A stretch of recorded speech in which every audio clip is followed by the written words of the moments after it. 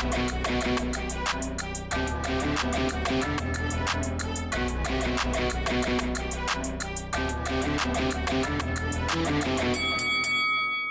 guys, welcome to Boxing Squared for boxing news and views from around the internet.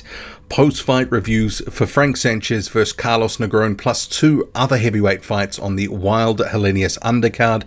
You had kicking off the bill, James Evans stopping Geovany Bruzon, and that was against the run-of-play Wild fight.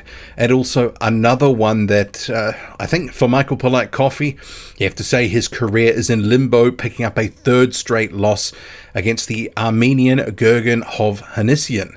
And this guy, Gurgen Hovhannisyan, he is one to watch. He's going to be fun. And there's some Adam Kovnatsky vibes with the way that he fights. Just a little bit. Just obviously, they look a little similar as well. But we'll come to that. So Frank Sanchez, in with the fight with Carlos Negron. This one was originally meant to happen on the first day of 2022. Carlos Negron got COVID. It never went ahead.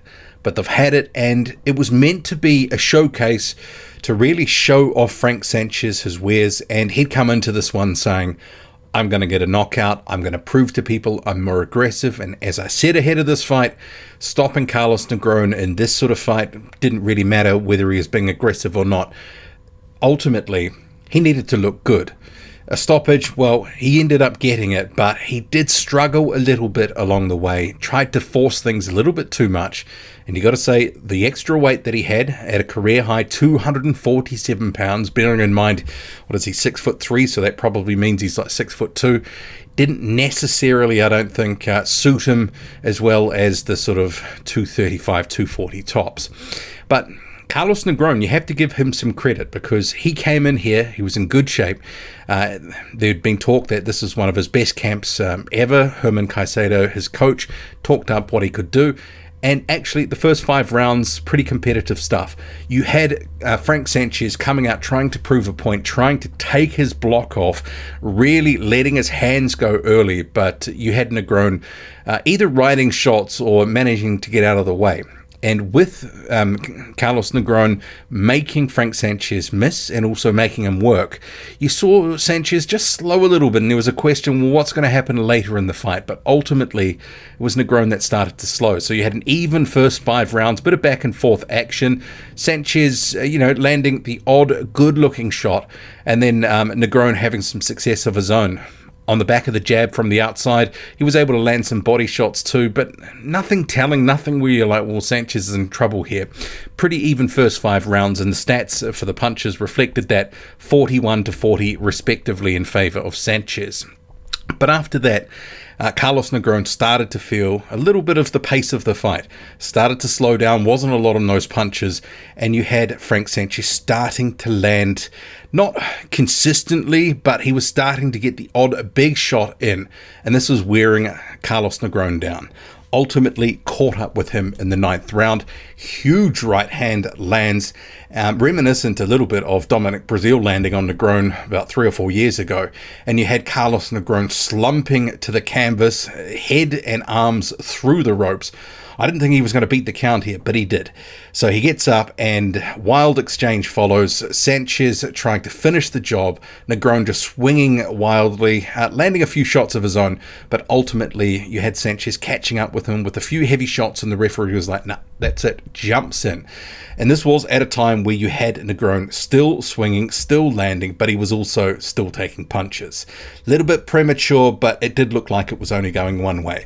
So you have Sanchez getting the stoppage that he's been wanting, bearing in mind what his last recent fights have all gone to decision. And there's a little bit of a identity problem with Frank Sanchez because he couldn't fill up a phone booth with fans. No one is really coming to sort of see him as a main event. So at the moment, he's on an undercard for different fighters, and he's building his name, his reputation, but not necessarily building a fan base. Not necessarily building huge interest in watching him with some of these points decisions. That Christian Hammer fight from the start of the year was just awful to watch. So they're trying to make him more aggressive, and they beefed him up, but I'm not sure it really sort of suited him because it reminded me very much of and this has happened twice. Joseph Parker, this most recent fight with Joe Joyce, and then also Joseph Parker from a few years ago under Kevin Barry. They tried to beef him up, bulk him up, tried to get more power out of him, and it didn't really work. What we had was some stilted action at times. Sanchez, while looking to be aggressive, wasn't really finding the target. He wasn't as dynamic as normal. So I don't know if that high of a weight is going to be something that's going to suit him, but just because you put on the weight doesn't necessarily mean that you're going to be in an order of magnitude punching harder. So I think they'll just have to look at that, because I think the Sanchez who's in and out and using his speed, because he didn't look nearly as quick tonight, but when he is using that speed, that blinding in and out, he's a problem. That sort of style, if he can get the fights, is going to be a problem for a lot of other guys. But the Sanchez we saw tonight, I'm not so sure how much success this version of Sanchez can have against top guys, because he's much more hittable, and if he's more hittable, he's much more beatable. Sanchez, although they've got this conundrum about trying to woo more people in, him being more aggressive, try to get a knockout. But if you saw him for the first time tonight and you were watching that, you wouldn't necessarily go, wow, this is the next big thing in the heavyweight division. So I think they'll have to just have a look at that. Maybe they'll persist with it. Maybe they'll go, actually, 10 pounds less could be something that's going to be more to our advantage. But Carlos Negron, he showed heart, he showed determination. Probably one of his best fights that I've seen Negron in. He is always a guy with a bit of a suspect chin, and you sort of think he's a bit of a glass cannon, but ultimately he was, proved to be relatively durable, took a number of big shots, managed to sort of push through until he got caught with a big one in round 9. So I enjoyed the fight. Not sure if it's a long-term strategy for Sanchez to be that bulky, 6'3", 247 pounds. We'll have to see. I mean, and the what next, who knows? Because you've got Deontay Wilder sort of talking other names. You've got Deontay Wilder's coach, Malik Scott, saying Frank Sanchez not interested. Who are they going to match him with? Because if he's fighting on PBC, they've, generally do in-house fights once they get to a certain level. Is it going to be Sanchez versus Charles Martin or Sanchez versus Luis Ortiz? That may make some sense, a passing of the torch type fight. We'll have to see. Okay, moving to a couple of other fights. So you had Michael Polite-Coffie looking to arrest the rot. He'd had 2 losses on the bounce to Johnny Rice. He was once considered a very bright and rising prospect. That was all sort of halted in its tracks, and he was looking to get a win against the 3-0 Gurgen Hovhannisyan. And the Armenian, he just came out and was letting his hands go. Punching in combination, just outworking Coffie. And it has to be said, Michael Polite-Coffie was not in the shape that he needed to be in. He's looked good before at 265, 270, and even that's a little on the heavy side for a guy who's, roughly 6'5". But he was 297 for this fight, and they talked about that he was actually healthy, no injuries. He'd had a few elbow issues previously for the Rice fights. It kind of sounded like a bit of an excuse. And then he rolls into this one, which was a crossroads fight where he needed to look good, needed to get a win, needed to look good in doing so, and he didn't. He was beaten to the punch, he was outworked, and ultimately he was stopped in 6 rounds. So this was a horror night for Michael Polite-Coffie, but an introduction to the sort of boxing fandom to this Armenian who's 24 years old, Gurgen Hovhannisyan. 24 years old, now 4-0, and you can see here, I mean, does that not give you Adam Kovnatsky vibes a little bit? But I think he's kind of also in that same mold. He can be hit. He's open, but he likes to come forward, let his hands go, and throw a lot of punches. And given that Adam Kovnatsky, he sort of filled that role in the PBC as that sort of come forward, face-first type fighter, letting his hands go in fun fights for about 5 years, and now he's pretty much done, pretty much washed.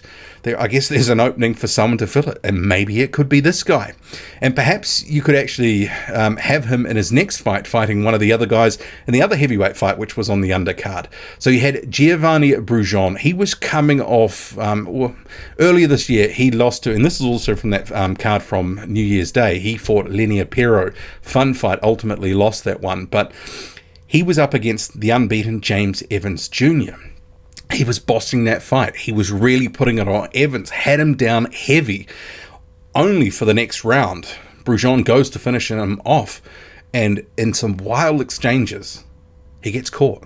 And then Evans just empties his tank and absolutely just throws everything at him. Bruzon was basically out on his feet, and I thought it was going to end much sooner. Referee ultimately jumps in, so it was one of the most epic turnarounds that you'll see in the sport. So if you can, I would go watch it. It's on the PBC on Fox YouTube channel. I think about an hour into that stream on YouTube. So definitely go watch that. Very fun fight. So James Evans Jr., who was coming off a draw from that New Year's Day card, first day of the year. All these guys seemingly fought on that card. So he'd fought, I think, Stephen Torres on that card. But anyway, he gets this come from behind off the canvas win. Very exciting. Maybe he would be a good fifth fight for Gurgen Hovhannisyan, because I think he's a guy that we're going to see more of. And I wouldn't mind seeing him against Iago Kaladze for a bit of a sort of heat check. Those sorts of names. Even Geovany Bruzon. There's a lot of other guys, and if they can go, okay, well, maybe we can build this guy into some fun fights, see where he goes, build him a bit of a fan base. He could end up being a bit of a fan favorite because he throws a lot of punches, pretty accurate, and decent fighter, good height as well. Carlos Negron stopped by Frank Sanchez. Gurgen Hovhannisyan stops Michael Polite-Coffie, and where to for Coffie from here. And also James Evans Jr. gets off the deck to win. Drop a comment loud and often, hit like, hit subscribe, follow me on Twitter, boxing_squared. I'm out.